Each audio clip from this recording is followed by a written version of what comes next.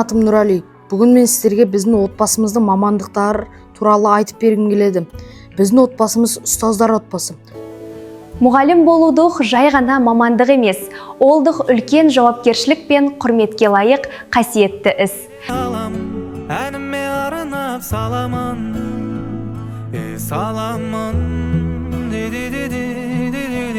шаршағанда барарым.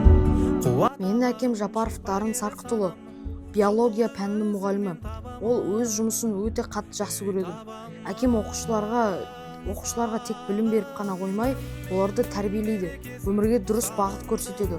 Ол әр сабағына жауапкершілікпен дайындалып, оқушылардың білімді әрі саналы болып өсуіне үлес қосады. Мен әкемді мақтан тұтамын. Менің анам да мұғалім. Ол информатика пәнінен сабақ береді.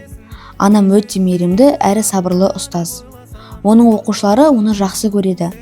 Анам әр баланың жүрегіне жол таба біледі. Ол үшін ең үлкен бақыт оқушыларының жетістігі. Ұстаз болашақты тәрбиелейтін маман. Мұғалім болу үлкен еңбек пен төзімділікті талап етеді. Біздің отбасымызда білімге, тәртіпке, еңбекқорлыққа ерекше мән беріледі. Мен ұстаздар отбасында тәрбиеленгенімді мақтан етемін.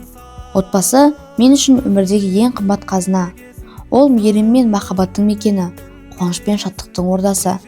Әр адамның өміріндегі ең алғашқы қуанышы да, ең алғашқы ұстасы да отбасы. Менің отбасым менің тірегім. Қиналған сәтінде демеу болып, қуанышымды бөлісетін ең жақын жандарым ата-анам. Олардың әрбір жылы сөзі, мейірімді көзқарасы мені алға жетелейді. Отбасымның жанында өзімді қауіпсіз әрі бақытты сезінемін. Мен де болашақта ата-анам сияқты елге пайдалы, білімді азамат болғым келеді. Ұстаз ұлы тұлға. Ұстаздарға мың алғыс.